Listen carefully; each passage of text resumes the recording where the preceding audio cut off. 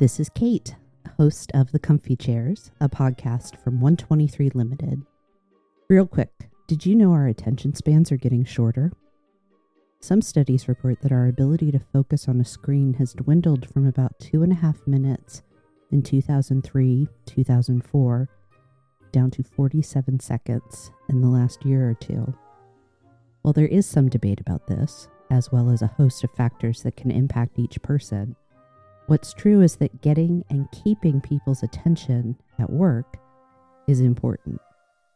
Not only does focus play a role in productivity and safety, it connects to our workplace engagement and retention, and ultimately can impact the fabric of any company, its culture. The good news is that there is one simple, practical, actionable way to influence our ability to pay more attention. Storytelling. In our last episode, we talked about stories and identity. As chance would have it, today's guest is also a passionate storyteller who shares my interest in exploring the ways stories can make work better. Welcome to the Comfy Chairs, Kim. Thank you. Thank you for having me.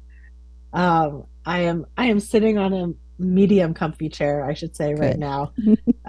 My desk space, if anyone has seen it on LinkedIn post, it's about 6 square feet in the corner of our living room, wedged between the couch and the wall. But I did get myself a pink velvet rolling office chair. I have a green velvet office chair. You got to have the little luxury. I am on the comfiest chair possible, given my office I'm constraints. so glad. But yes. But thank you for having me. I'm Kim. I am the co-founder and chief creative officer at Peak HR, which is a learning program cohort-based for mid-career HR professionals. We just ran our first cohort. We've been in business about 6 months, and we just ran our first program this spring. We're preparing for our second program this fall. And we're getting ready to launch a secondary business providing HR consulting services to companies that need a co-pilot. Great. So whether that's a CEO that doesn't have any HR experience and needs just like a tiny bit of help, or someone who's a mid-career HR professional who perhaps needs a mentor and coach or someone to help them with bigger strategic projects. This is something that directly came based on feedback from our students in our spring cohort. So it's very exciting to That's great. move quickly and get to build like that. I also have my own practice, my patchwork portfolio, as I call it, of consulting, advising, coaching, and content work. And I understand the links will be in the show notes, so Yes, y'all they can will. check that out. And I'm a mom of 2 small people, and I enjoy witchy things, storytelling things, HR things, musical theater things. And I always like to say I live in a small apartment with my 2 kids and my husband in Berkeley, California. We are Bay Area people, so we pride ourselves on our rent-controlled tiny apartment. Oh, I'm very grateful to be a Midwesterner when I think about rent control apartments on either coast. Oh. So I love patchwork as a concept, as a company name, and in what I've encountered of you and your work, it's such a great description of how you've assembled Thank you. this experience and expertise so that you're not just one thing. And I love to think of a kind of a crazy quilt or some other, more planned out pattern maybe of being a way to make It's not your a life. planned out pattern though. That's the thing. Good for you. I was describing it to the designer that helped me with the website. I was talking about patchwork and how it's not patchwork like it's all falling apart. It's patchwork like Dolly Parton coat of many colors. Yes. And she's like, got it. Now I understand the vision. Let's put it together. And fun fact, I had ChatGPT generate the quilt images on the website. Oh, It took wow. a lot of iteration to get it to like make the pictures that I wanted it to make.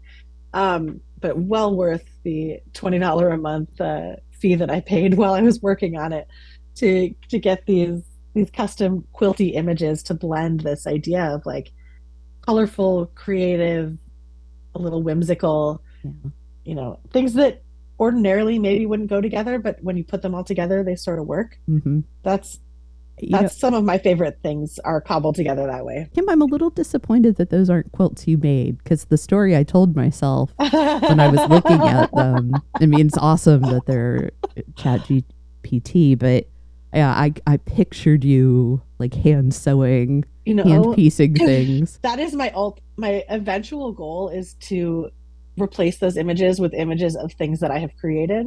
But I have this idea that like someday another iteration of the website could feature a variety of crafty type things that I've done because I have an eclectic crafting hobby obsession. Yeah. I know we'll get into this a bit later, but one of the things that drew me to this sort of um, cobbled together patchwork eclectic assortment of things was uh, when I got diagnosed with ADHD about a year ago, I so many more things about my life started to make sense.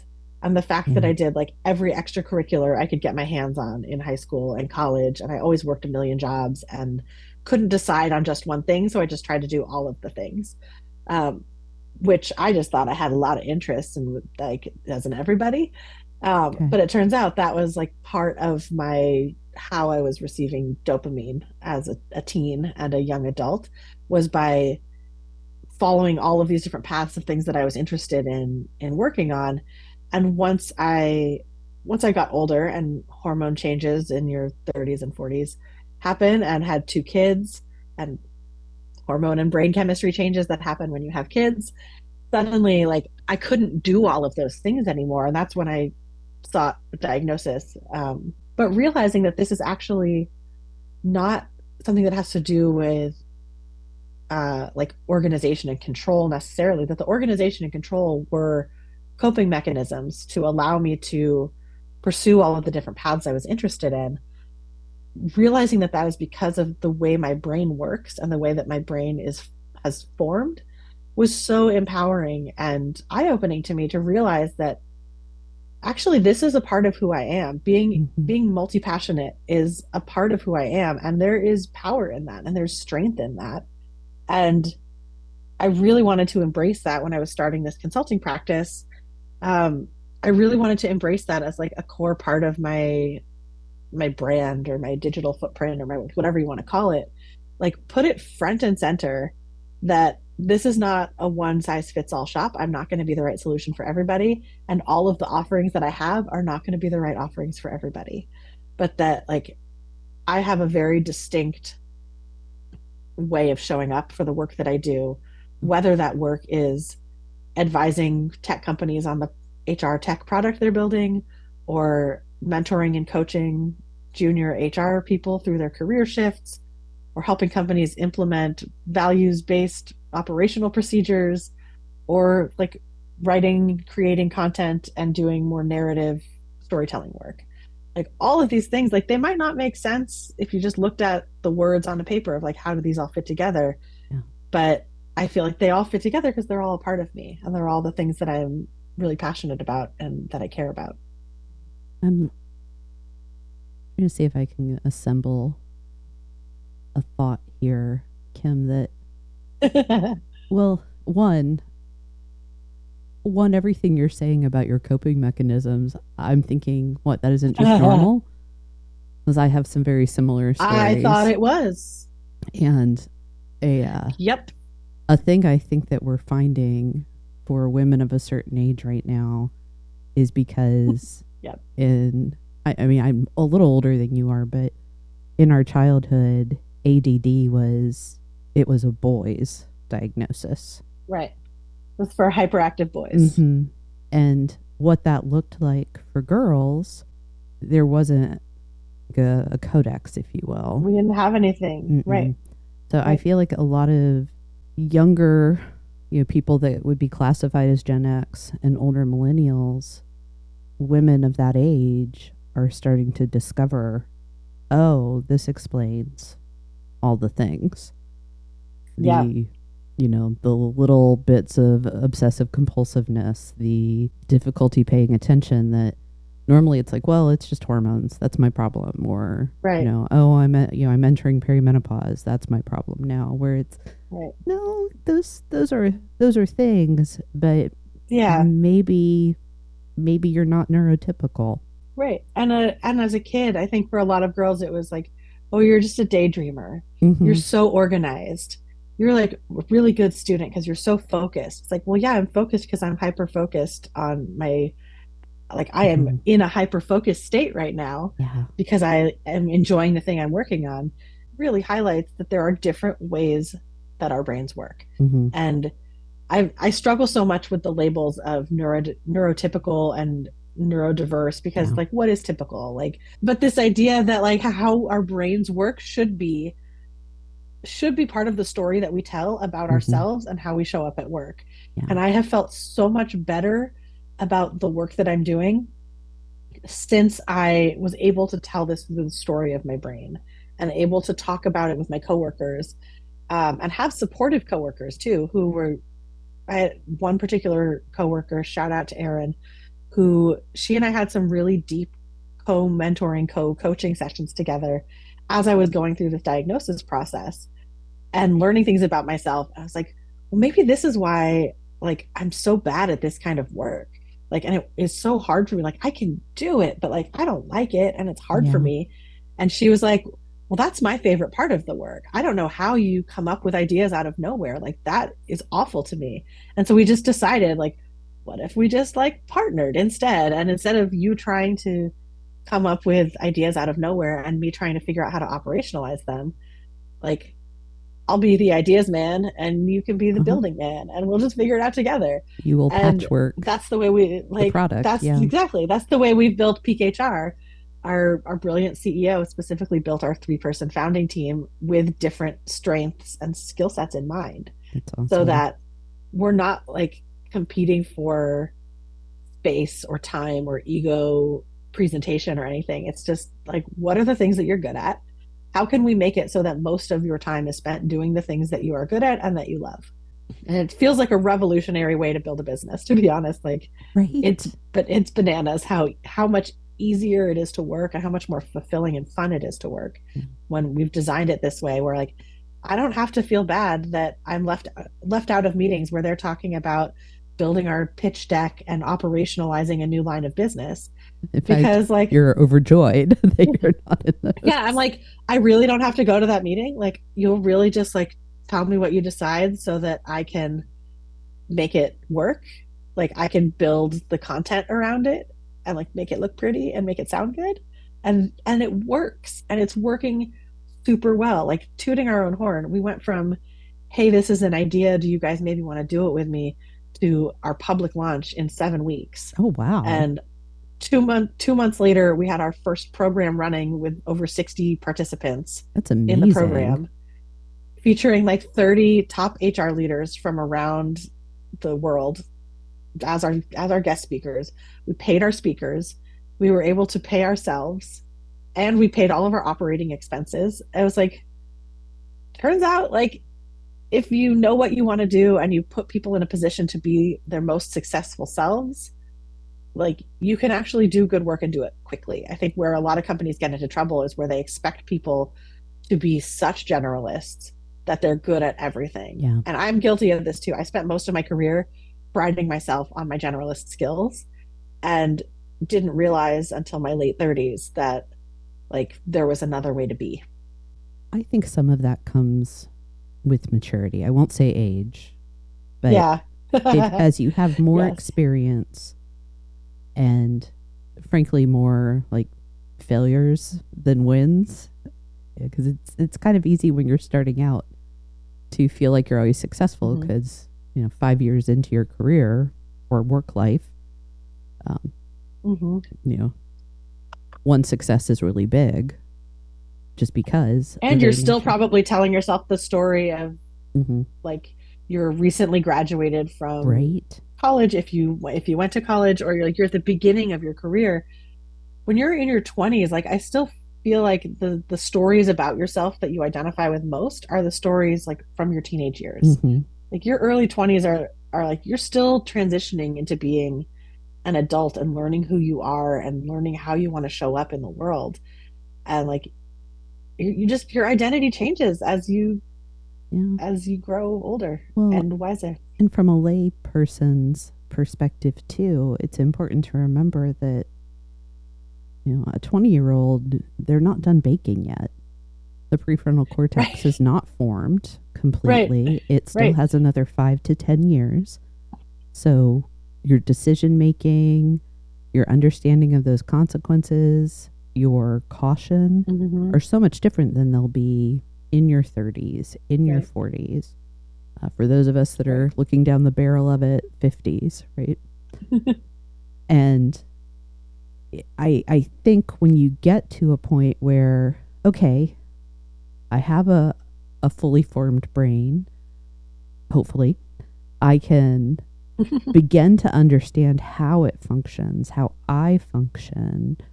If you have the privilege of being able to take time and reflect on your Hmm. surroundings, your successes, your preferences, your interests, what you're able to do, and I'm going to really push into the metaphor here, is piece together that landscape of this is Hmm. how I can work best. And not Right. everybody gets that opportunity. I always think that's important Right. to stress Yeah. that, It's important to call that out. there is, it is, I am very aware that I'm privileged to have had that time and support and all the circumstances that make it possible, like you've talked about, to be like, Yeah. maybe I don't really fit into a corporate office. Maybe because of my Right. creative background, my different way of seeing things, my story isn't going to be, working in corporate America. Well, then what can it look like? I totally agree. I mean, I think there is work that people can do on this without having to completely rethink their entire career, Agree. right? Without having the privilege that I did, which was an immense privilege to be on a team that was a like large enough for multiple people to be doing specific jobs, Mm-hmm. but be like flexible and open and concerned enough about men. Like these were all things that were priorities for us in our workplace, and so it made sense to talk about things like how does our work impact our mental health? How does the time and energy we spend on our work impact our ability to be successful at our work? Mm-hmm. What are our jobs? What are we like? We had the flexibility to talk about that in largely because we were in a very unique situation. But I do think I talk about this with the people that I coach, and I do these like career crossroads coaching sessions where when people are feeling kind of stagnant or they're feeling like they don't really know what direction they want to take. That's like my sweet spot, my favorite place to coach people in, where it's like, I don't know what to do, but this is not it. Um, I talk a lot about how to think more creatively about your career path. And again, it's like, what is the story of your career so far, whether that's Yes. 2 years or 20 years? What is the story you're telling yourself now? What is the story people see when they look at your resume? Like, is that the story you want to keep telling? Is that the direction you want to keep going? Or do we need to shift things around and look for a different story to tell? Mm-hmm. Because often when people are at a crossroads, if you look back with your 2020 hindsight, you can see patterns that maybe are not as apparent just looking at a resume or a LinkedIn page, or if like someone's sitting there and they're thinking like, well, I've been on this one career path. I've just worked at like a couple different companies, but I've been doing the same job basically. And like, I don't really like the work anymore. Looking back at like, what are the things that you loved about each time you did this job? What are the things that like always end up in your procrastination pile, no matter how much you know you need to do them? And like, let's see if we can find a different story to tell and like help you find a new direction based on what's actually compelling to you. Yeah. And I think that's really powerful work that people can do without leaving their current job, before they start a job search, even like without having to leave the company they're at. I think this is, if I may rant for just one moment, I Please. one of my biggest pet peeves with managers is when they really fail their employees by wanting to retain them at all costs. Oh my And so goodness. they don't have open conversations about career development because they don't want the person to say something that Uh-huh. then they have to say no to. So either the person says, I have this interest, can I do it here? And the person says, well, we'll see, I don't know. And then that gives them false hope. And then everyone's unhappy and they leave anyway. Yes. Or they say, like, no, you can't do that here. Like, that's not going to be possible for you. And then the person leaves anyway. Yep. But like, Yep. what if your goal was not retention? What if your goal was helping someone grow in their career and give as much to the company as they can while they are here? Yeah. And then when it's time for them to part ways because the company can't provide to them what they need to grow their career, like then you part ways peacefully. And I've known a couple managers in my career who've done this exceptionally well, where in their one-on-one conversations, they will say it until the person believes it, that this is a safe space to talk about your career goals, even if those goals mean leaving my team, leaving the company. Do like I want to support you as a manager, whether you stay on my team forever or not. And my goal is to help you figure out what you want to do and like make you the most successful you can be while you're here on my team doing this job that needs to be done. Yeah. But if you realize, if you're a salesperson and you realize you really want to have a career in marketing, it doesn't serve me any purpose in like trying to hold you on the sales team forever because you're just going to find someone else who will take advantage of your interest in marketing. So what if Exactly. I like tried to help you grow? Maybe you grow into marketing here at this company and then we've kept a seasoned employee who has institutional knowledge and a broad skill set that they can adapt to different areas. Or maybe like I help you get ready to take that next step in your career and then you leave and go take a marketing job somewhere else, but it's because of the work that we've done together that you were ready to take that next step. And I Hmm. think it's just such an egos game with leaders a lot, and they can't stand the idea that someone wouldn't want to work with them, and that's not your job as a manager, as a leader. No, I'm having a very hard time not interrupting you and being like, "Amen, preach," because this is one of my soapboxes too, Kim. And Yes. I'm going to try to connect it back to our storytelling topic because this is where my thinking has landed on this, and actually where I want to start doing some research and creating frameworks around it. I believe the best leadership is a love story, Mm-hmm. that it is leading well is about demonstrating love through your actions. And this is obviously not I romantic love that. love, definitely not Yep. erotic, not even friendship love. It is, I want the Mm-hmm. best for you. I am the steward of your time and talent as your leader. And what I want is to show love in the choices and actions I make to help you be your best self so that, Mm-hmm. because we're at work, you can perform at your best. Right. And that is how we think about, there has to be love for myself first as a leader. I can't be entirely paralyzed by self-loathing or lack of Right. belief in myself. I have to fully understand my strengths and weaknesses. That horrible dirty word, weakness. I need to understand you well enough that I can love you in the right ways. And then I pull all of that Right. together so that we're loving our work. Right. We're producing Right. the best stuff. And Because why do you think we are so afraid of talking about weakness as a part of our story? fear. Like I know, like I don't. And I say that as someone that has hesitated to use the word weakness in, in lieu of using words like not strength, Yes. or say like Opportunities. air areas where there are opportunities for improvement. Like Mm-hmm. it's okay to say like this is an area where I am weaker. This is an Yep. area where I am not as strong because otherwise like we're expecting people to be strong at everything. No. And that, talking about storytelling, like that people tell some of the harshest stories about themselves because of what they've inferred from other people. And if you think everyone is expecting you to have everything as a strength, then you're going to tell a story about yourself that like you're Mm-hmm. a phony.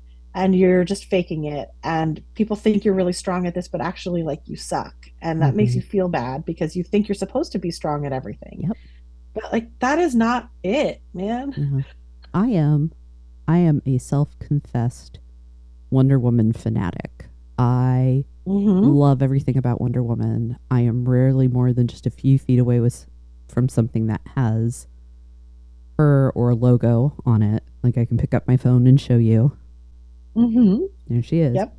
The problem that I discovered in my 30s with that being my ideal is Mm-hmm. she's fictional. She is strong and loving and just and beautiful, all the things that I want to be Mm-hmm. as a woman. She represents to me. Plus, she has shiny blue shorts. It's great, and Yes. and I cannot be Wonder Woman. Right. And what that meant Right. for me as somebody coming to maturity is I was constantly disappointing myself. So my inner Mm-hmm. critic had a heyday all the time because that was the Yeah. story that you're worthless, Right. you're not capable. And Right. the compensating activity then was to be harder on myself than anyone else could ever be. Right. And Right. it made me tired, cranky, sad, and mean all the time. Which And is not how you want to be showing up, no, not right? at all. Like, yeah, in one breath, I'm like, leadership is a love story. And in the next, I'm like, I snapped and snarled at people all the time because I was so dissatisfied with myself. And the source of that Right. was this set of stories that were ingrained in me. Mm-hmm. About some of it was obviously self inflicted and self induced around be perfect, be great. You're the only child. You're Yeah. the gifted student. You have to be perfect. Yep. You have to overachieve. But then you also get all that great feedback when you're National Honor Society and you know Yeah. Phi Beta Kappa and all the distinctions, right? So Yeah. the story then Yep. becomes I must and can always be this way when the fact of the matter is, well, I'm human and sometimes I'm going to be really bad at what I do. Even superheroes have weaknesses, right? Yes. Which we forget and Yeah. we don't take into account when we're like, well, I want to be the superhero of the story that I'm telling about my company or myself. Like they have weaknesses too. Like Mm-hmm. it's okay to have weaknesses, and we don't like to talk about it because it makes us feel Yeah. like we're not able to show up the way we want to. This is why I love the Strengths Finder so much, because it really, really hones in for you on here are your top five. These top five probably won't change much throughout your life. Mm-hmm. Like this should feel like an actual truthful encapsulation of who you are. And, and then like take a look at your bottom five and see what was surprising for you and what categories these things fall into. And for me, like when I first did this like 5 or 6 years ago, I was horrified because my bottom five were all the things that were like execution, Mm-hmm. commitment, follow through. Like it was all the things that were about like achieving Yeah. and achieving a goal. And I was like, but I'm really good at achieving goals. Like I'm good at getting shit done. That's my thing. Mm-hmm. I get stuff done. But it's not about whether or not you can do those things. It's Yeah. about it's about what comes naturally to you and where are you like naturally most gifted. And it's not about like, well, can you like pull up your bootstraps and muscle through these things and like then you become a goal oriented project manager. It's about like where are you at your best. Yeah. And once I started looking at it in that way, I it was completely a game changer for me, Mm-hmm. and I've reinforced that. I've done probably in the last year and a half since I did this like whole soul searching journey. um, I have been validated by every single different personality type test I've done. I've done like workplace work style ones and the Mm-hmm. Myers-Briggs, and the every single one is like, yeah, this is who you are, dude. Like stop trying to be Mm-hmm. somebody else. it's really empowering when you can tell yourself a different story and you can tell yourself, like, I can do these things. That's not where I'm at my best. I love bringing up all the personality tests because I have a story about the first time I encountered my Yes. Myers-Briggs Tell me. results. I took them in college. It was proctored by a good friend of my mother's when I was home on break one time. And this is back when you had to like fill out everything by hand. I went back to school and my mom's friend finished the analysis, had the scoring and the report for me prepared, and gave it to my mom. It was like, here, when Kate's back, I can meet with her and go through it. Mm-hmm. My mom calls me and says, hey, Joan gave me your report. Is it okay if I look at it? I'm like, you're my mom. You changed my diapers. Sure, go ahead. The next time I come home, the way I tell the story is she took the report and like threw it at me and said, this explains your entire childhood. What did I do? So I sit down to read it and I'm thinking to myself, this stuff is such a soft science. I don't know why people put any, weight to it, whatever. Okay. So I opened up and started reading it. And says your personality type believes that this type of activity and assessment is a soft science and you question them. It nailed me point by point. The words that were in my head were on the paper. My mother is right. It totally explains my childhood. It explains our relationship. It explains the way I work. And I know that Myers-Briggs is not currently in favor, but I think the value is giving ourselves a common language to talk about preferences and helping you focus your story. Because I know that I am a definitive person who wants closure. I need time for reflection. And if you start asking me to let things be loose and unattended and ask me how I feel before you ask me how I think, we are not going to get along. And knowing that is so powerful, right? And it affects how you show up in relationships, both personal and professional. Exactly. It's so matters. I think that's the thing that companies miss a lot, like bringing this back to work stuff. I think a lot of times when companies will do some sort of personality assessment exercise, they fail to include the follow through part, which is having conversations about this as a team, having conversations about this regularly as a team, and calling things out when you notice them, and being able to say, like, I've realized that I am a person who needs X. Like, so what that might look like for me as we do project management is, this is what I need. Like what you just said about, like, you need to be asked how you think, not how you feel. And I am the exact opposite. Like, if you're not addressing my feelings, I'm going to get very defensive and disengage from the conversation because I think you're challenging me, when really you're like asking questions, and realizing that it's not that your manager is calling out these things because they think there's something wrong with you. It's because this is how they have conversations. This is how it feels good to them in their body to bring something like this up. And when I had a manager who I have a wonderful relationship with, he and I worked together for 8 years, and we learned about each other that, like, he needed information delivered in a specific way, and so did I. And those two ways were not the same.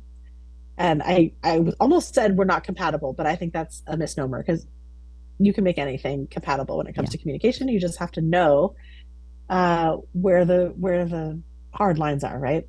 In the context, in the frame of talking about stories, what we're talking about is that practice of character development. By talking about who you are, what you prefer, how you work, and listening for what other people tell you about that, you're making their character richer, right? You understand them more. So it's not just the stories I tell, it's what am I listening to about you so that I can work with you better, I can lead with you better. And then there are so many examples, stories of us having those opportunities where it went really well because people did it right. I have a story I tell about feedback that is someone did it really wrong for me. I was facilitating a meeting with a small group that included a vice president, and this member of the human resources team. And apparently, at one point, I gestured and I had a dress on with some opaque tights, but apparently the dress pulled up and I flashed the group, including this senior leader. A few days later, several days later, I get a call from this member of human resources who says, "Hey, Kate, are you open to some feedback?" I'm like, well, I have to say yes because I teach about feedback, right? I can't be like, no, click. Right. Like, okay, sure. So we go for a meeting and this person proceeds to tell me about the fact that I flashed somebody in a meeting. And I'm like, you literally left me exposed. You waited days to tell me this. And I was literally exposed in the moment. Oh. Right? Oh. And that story is, I can laugh about it now. Oh. But for me, it became this great example of this is why we do it sooner rather than later, because it's a way to care for each other.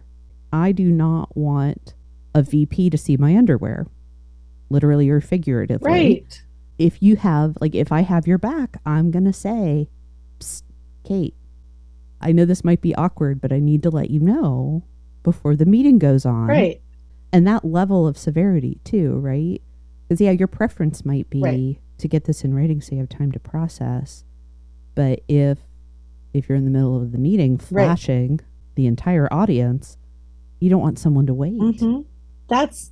It's so interesting. I've been thinking about developing a sort of feedback intake guide for managers and leaders. That's how to actually do feedback in a good way, in a psychologically safe way, in an emotionally grounded way. You want to work on it together? Yes, I do. One of the things that I think people don't consider is understanding how the person you're giving feedback to likes to receive feedback, and then like you say, what the exceptions to that are. What are the emergency escalations where it's this needs to in the moment and it can't wait for your preferred method of receiving feedback. Mm-hmm. There are so many ways to give feedback, and people just have different needs. And I also I think it's very important to clarify that just because it's what somebody prefers doesn't mean it's what you're going to be able to do. And just because it's what somebody prefers, that just might not work for you at all as a manager. It might not work for the company in terms of timing and formatting. But if you understand where the person's coming from and what their preferences are, then at least you can have a little more empathy for their experience and not be surprised when they react in a way that is counter to how you would have wanted the conversation to go. I'm not drawing this connection because our topic is storytelling. I deeply believe that stories are part of successful feedback. They play an intrinsic role. First, there's the story, the interpretation that I have as the person providing feedback. And I have to decouple my interpretation from the event.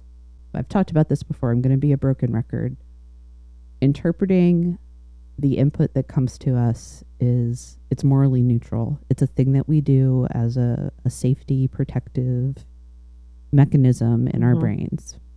The amount of information that human beings can take in is phenomenal, but we can't process all of it. And what our brains do is decide what to make important and what's okay that can go for later or doesn't have to be addressed. What's important, we tell ourselves stories about those things so that we can be safe. I have to recognize I'm not under attack by this event. My interpretation doesn't matter as much as the fact. And the fact is it has this particular consequence. This is the business impact of doing A and not B. But when you go into the moment of providing feedback, it's let me tell you the unadorned story of what happened, how it did not align, and why it's good or bad. We're assuming it's all constructive feedback. where feedback can also be Mm-hmm. awesome, super, you're amazing. Right. Which can also be hard for people to receive Right? in the moment. Well, I have this whole soapbox about feedback, Kim. If I mean, this may be you may be letting the wrong one I'm in. really excited. I'm really excited to talk about this more with you. Stay tuned for our guide coming later in 2024. I want to circle back to something that I noted. Well, it's not so much circling back, is I'm bringing up something. I made a note when you were talking about patchwork, but you said something about having quilts that had come from your family, and this idea of Mm-hmm. heirlooms, I think, is Yeah. interesting because I think stories can be heirlooms in a company Mm-hmm. setting for us, Absolutely. that we hand down the stories. And I know when we first talked about you joining me in the comfy chairs, there you were discussing how the stories created the culture at a company where you Mm-hmm. were part of a startup. And Absolutely. I'd like us to spend Yeah. some time there because I think that's an important Yeah. thing for those of us that are concerned with how we lead, how we learn, how we make work good, Mm-hmm. if not better, is that idea of how do we build the story of where we work?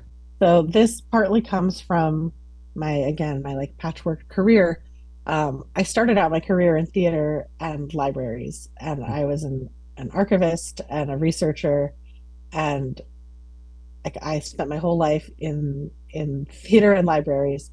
And my original career intentions were to work in dramaturgy and literary management, which, for those who don't know, dramaturgy is essentially the art and skill of researching the very minute specifications of a time period or location so that a production can be historically accurate. Mm-hmm. Um, and it's research, it's presentation, it's storytelling for a play.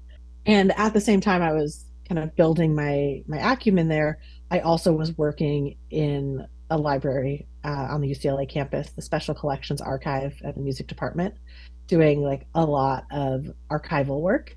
And I really think a lot of this directly translated into my corporate life in ways that I hadn't known were happening until have like kind of looked back. And the idea that as you're building a company, you are constantly narrating your evolving environment. When you're telling people to join the company, when you are telling new hires how to be in your company, when you're talking to investors about why they should invest in you, when you're trying to sell a product, like all of this is storytelling, right? There's like that's what it is. You have to have artifacts. Without having those tangible examples to pull from, it's not as meaningful. And that makes it so much more specific and real and approachable, and makes it something that people can connect to in a way that if you just say like, well, we believe in equity, so we don't have people have to have a degree requirement because we want a more equal workplace. That's great. I'm glad you do it. But like, why do you care about that specifically over something else? Capturing a story and telling a story so that people can learn from a shared past, a shared history. It's a way also of bringing people up to speed and having cultural fluency a lot quicker Yeah. than having to like learn it as you go. Um, I really, really love building culture guides for companies. This is one of my favorite things that I don't get to do very often. It's a side bit that goes along with your employee handbook. Mm-hmm. And it's like a cultural record that says, here's who we are, here's what we believe, here are some examples of that.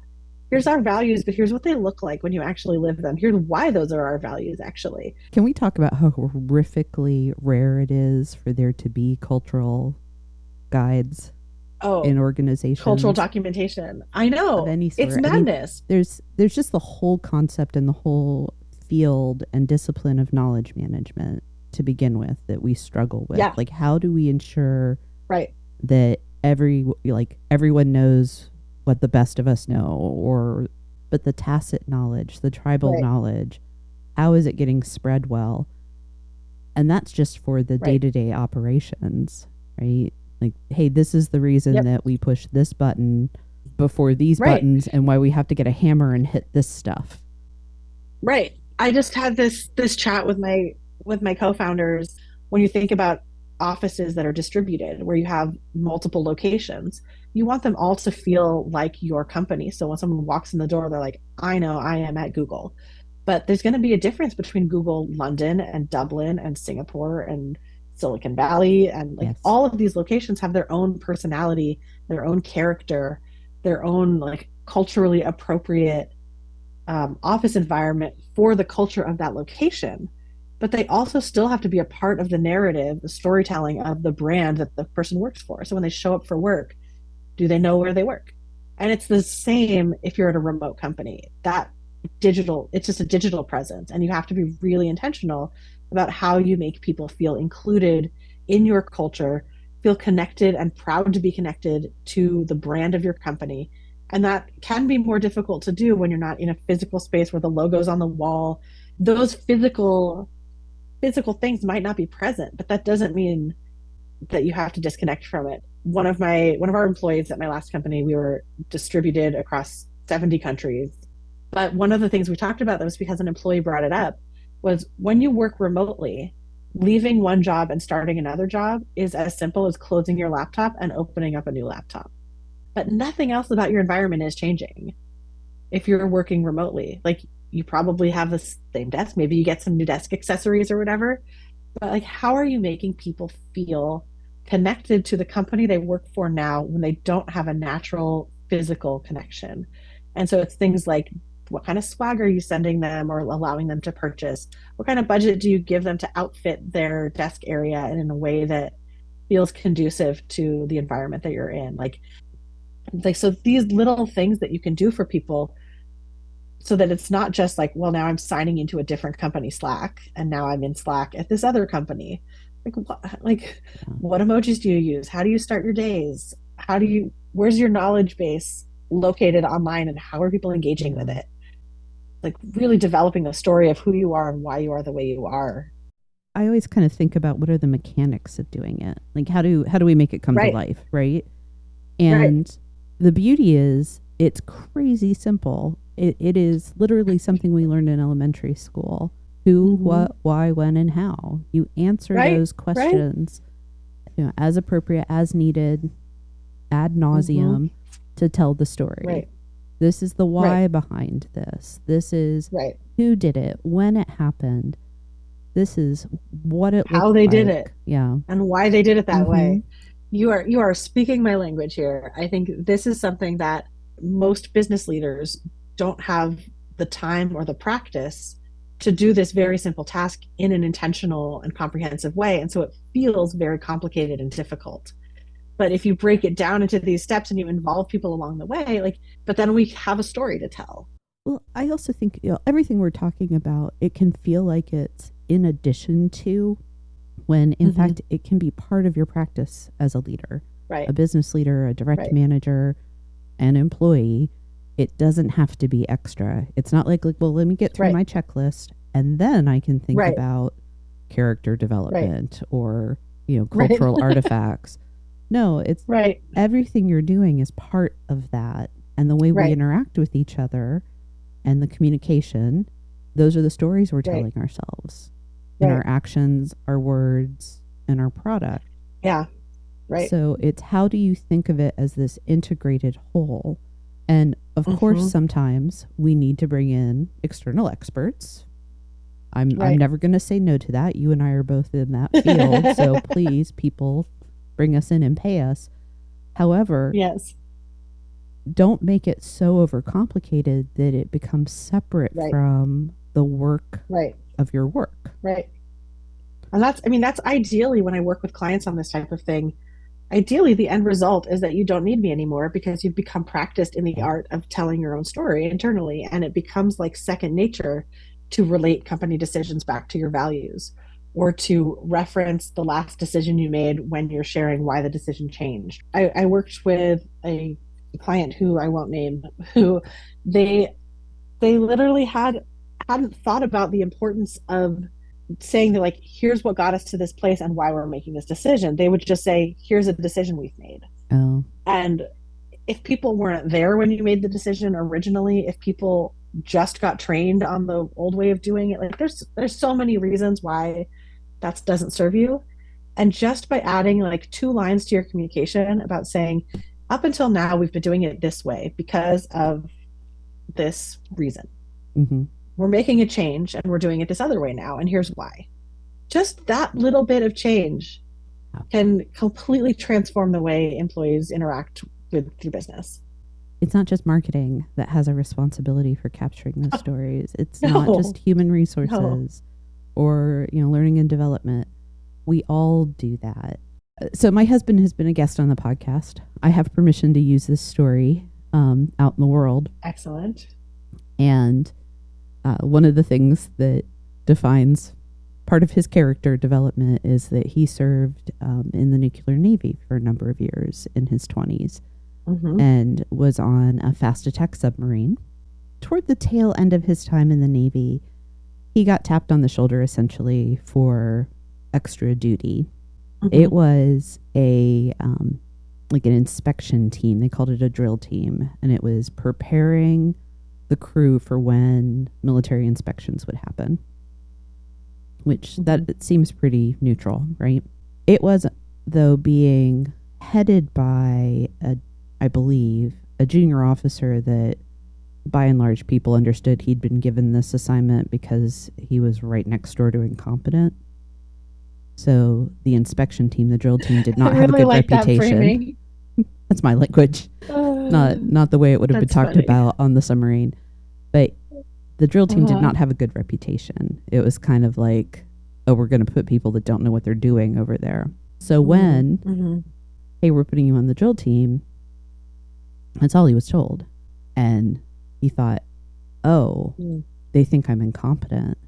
Right. People tell, if you don't tell them the stories, people will make up stories about themselves. Yeah. So his last year serving was miserable because he thought he was perceived as somebody who was incompetent. Fast forward 20 some years, we had the opportunity to go to a retirement, and the gentleman who had told him, hey, we're putting you on this drill team, was also there. And Nate said to him, it was really disappointing for me. I know that you didn't see me as a good sailor, kind of along those lines. And this guy looks at him like, what are you talking about? We put you on the drill team because you knew the systems really well and you'd be able to come up with all these great challenges for us. So we'd be really good at our inspections. Why didn't they tell him that? Well, here's the thing. It doesn't take extra time, right? Think about the difference between petty officer, we're putting you on this team, period. And petty officer, we're putting you on this team because you are skilled and capable of doing these things, and this is what we hope to see from you. 2 seconds. Right? 2 seconds of time could have changed my husband's perception of his last year, actually his entire service, and all of his time following, because he spent all that time from when he got out into the moment that we were sitting in the restaurant at that retirement party thinking that he was perceived as a not very good sailor. As opposed to this, I was seen as somebody that knew how to make this happen. Yeah. And that's my caution to leaders. It's take the time, because it doesn't take much. It really doesn't. Because if I don't tell the story, they will. Yeah, God. Yeah, it just it breaks my heart. There's this thing that we talk about with culture that culture exists whether you acknowledge it or not. Culture exists whether you talk about it or name it. It exists. It is like the water. It's what we all bring. Fish swimming in the water, right? It's culture is how you make business decisions. Culture is how you promote and who you hire and fire, and everything is culture. And if you don't codify it, people will interpret it however their own experiences are coloring whatever environment they're in that moment. And if you don't have something that is a consistently codified story, descriptor, documentation, whatever you want to call it, of your cultural norms, people will kind of do whatever feels right for them. And you're not giving people a consistent employee experience that way, but also you have a real potential to do damage, because people will, and to bring it back to our earlier conversations about skills and strengths and mental health, people will tell a story about themselves, and they will fill in the gaps if you don't fill the gaps in yourself. And depending on where someone is mentally, like that could be really damaging, Yeah. um, to have someone assume the worst. It breaks my heart because I care so much about this stuff, but it also frustrates me because to your question about, why don't more companies have documented cultural artifacts? They don't take the time to do it, and it can be so simple and so hugely impactful individually and for a company. If you just want to look at business and productivity, people will perform better if they know what's expected. I'm done with executive leaders that think that they don't have to steward the culture, that they Right. expect people to know what to do. If you are not superintending those elements of how your business works, stuff you don't want is going to fill in the cracks because you've left so many Yeah. gaps for it. You will have a company culture. Will it be what you want Right. it to or not? Right. Exactly. You will have a company culture. Will it be what you want it to or not? That is like, I feel like we are going to make a poster like the Smokey the Bear posters. Like, Yes. only you can have company culture be what you want. Very important to take ownership of that story of what the company looks like. And it has to be all the voices, I think. Right. Every person contributes to It's the not story. HR's job. Nope. It's not something that the CEO says and then it magically happens. It's not a culture committee made up of a bunch of only more junior employees. Yeah. Like, it is all the things, and it has to be a cohesive and collaborative effort to document these things. Yeah. So you are driving the story that you want to tell. Yeah. So, Kim, what would be your advice to somebody? Say I have a listener who's like, oh my goodness, I have got to start building, even if it's just for my own team, a reference, a document, an archive of these things. Where would you start? I would start by looking at examples from other companies to Okay. get more of a sense. Like, if you're like really new to this and you're really thinking like, I've got to start doing this, but like I don't know where to start. Like, you don't want to boil the ocean. Mm-hmm. So starting with some examples of other companies, ones I have some up on my website that I've worked on, but also like Netflix's culture deck is a really Oh, famously yeah. good one. I've used that for reference. And like the one we built at Oyster is really, really good, I think, and that's open sourced in Notion online. Oyster's open sourced Reef. And actually, I contributed to a really good one of these last year through OpenOrg that has a essentially a templated version of how you would fill this out for your own self and your own That's company. great. But if you're an HR person doing this, the first thing you want to do is start um, gathering these stories from around the company. Like, you can very easily on your own do things like go to your design team and ask if they have any screenshots from the earliest versions of your website. Mm, Ask if they have any stories about the creation of the brand. yeah. Go to your engineering team, like, and this can be like at lunchtime. This can be like a quick Slack DM. Like, go to the people who are your allies on those teams who you know and like, who maybe some people who have been around for a while, and say like, I'm trying to gather some early company stories for a secret project, and Surprise. just like a secret, because then they get excited about it. If you're like, I'm creating a historical guide to our culture, they'll be like, ah, that's a big project. But if you say, I'm working on a secret project and I'm trying to collect stories from employees about the early days of the company, do you have any stories you can share? Make it really easy for people to participate, and then take those early stories and like plop them up on a Notion page, put them in a Google Doc, like that you can then take to your CEO and you can say, I was thinking that as we grow, it's going to be harder and harder for people to feel connected to our company's story and our culture and to really understand what it means to be a part of our culture. And I started working on this. Here's what I've got so far. Like, what do you think? Like, we could have a really beautiful guide to onboard people onto our culture as part of their employee onboarding, giving them something to react to that doesn't take you more than, you know, a couple of hours over a couple of weeks to throw together. And then you can like that you're again, it's storytelling. Yes. You're telling them the story of the project you want to do to bring them along on the ride so that by the end of your story, they're like, I want to hear more. Tell me the rest of this story. How does it go? Yeah. It's 1001 Nights, right? That's right. Never quite finished the A story. story within a story. Bring people That's back. right. Yeah. I think that's getting more popular with the rise of remote work Mm-hmm. because people feel a greater need to bring people together and teach them how we work.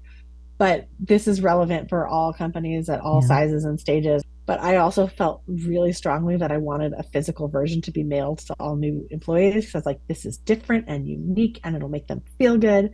And when people signed their offer letter, we overnighted them a little FedEx box that had the binders and had a little bit of swag. And it was like, you signed your offer and now you get a package in the mail the next day that has a book that you can read about the company you're about to join. I was like, this is so cool. I think it's really cool. How did it go? It was great. People loved it. Yeah. People loved it. The hardest lesson we learned, because it's not all wins, it's some failures, is I thought it would be really cool to have like a yearbook style part in it where we had like, here's the engineering department and it's like got all Mm, their faces. But those things changed so quickly that like we couldn't keep up with the design changes. yeah. But it was like, here's your team, here's your manager. We can at least tell people who they should meet. It kind of leads to a question in talking about, those things change so quickly we couldn't keep it up to date. How regularly should those be reviewed?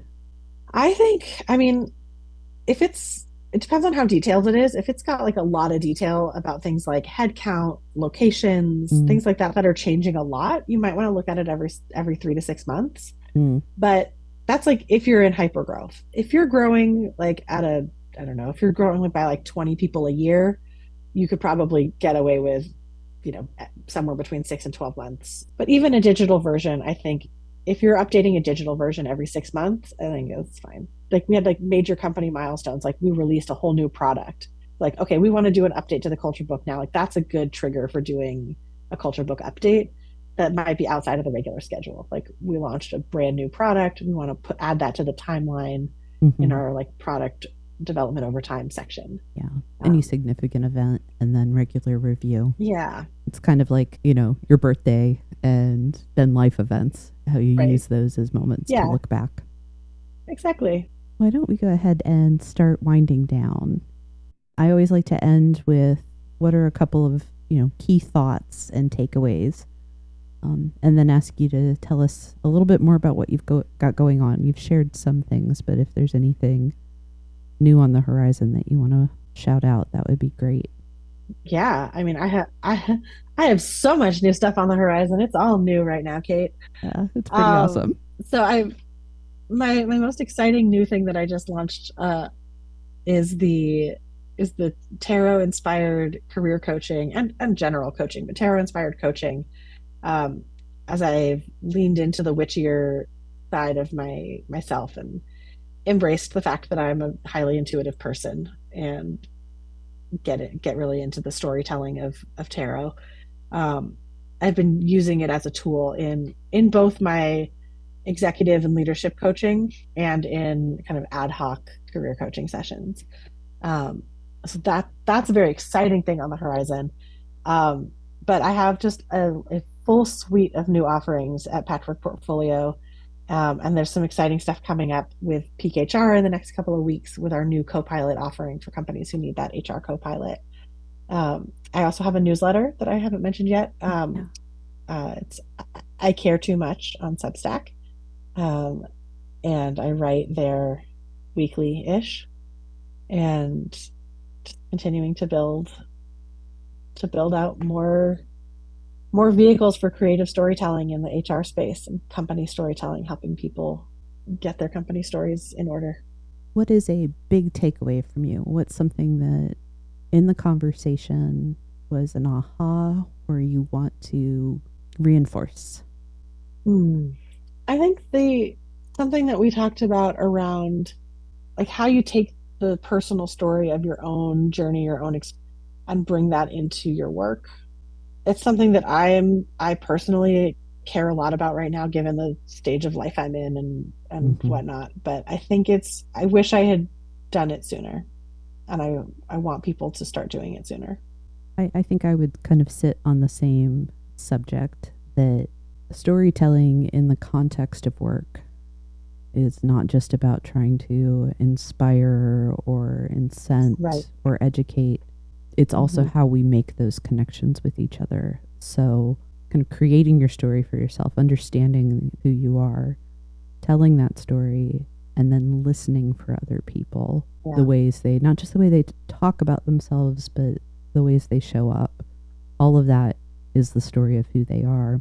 And those Yeah. work relationships will only be better if we're making that story-based connection. Mhm. Thank you so much for having me. This was an absolute delight to talk through. Oh, good. I'm so glad. I feel the same. It was a lot of fun to be kind of pinging all over the place. I In don't the know right another way. I don't think I do either, in all honesty.